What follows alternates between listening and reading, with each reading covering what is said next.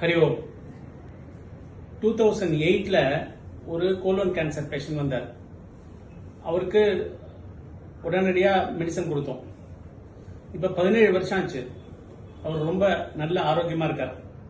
எந்த விதமான அறிகுறியும் இல்லை. அவருக்கு அப்பப்ப பெட் ஸ்கேன்லாம் எடுத்து பார்க்கிறோம், நார்மலா இருக்கார். அவருக்கு ஆயுர்வேதத்துல நான் பஞ்ச லவணம்னு ஒரு காம்பினேஷன் கொடுத்தோம். லவணம் அப்படின்னா உப்புன்னு அர்த்தம்.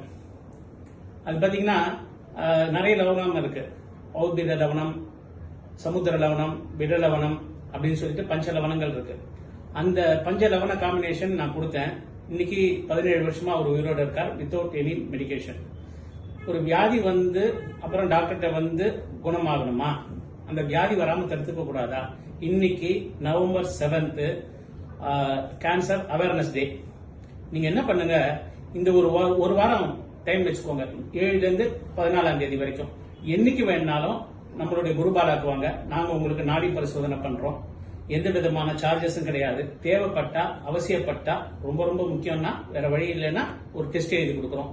அது வந்து டியூமர் மார்க்கரா இருக்கலாம், டியூமர் மார்க்கர்னு சொல்லுவோம். டியூமர் மார்க்கரா இருக்கலாம் அல்லது ஸ்கேனா இருக்கலாம். தேவைப்பட்டா எழுதலாம். இந்த வருமுன் காப்போம் அப்படிங்கறத நீங்க பயன்படுத்திக்கோங்க. உங்க நண்பர்களுக்கும் சொல்லுங்க. நன்றாக குரு வாழ்க, குருவே துணை.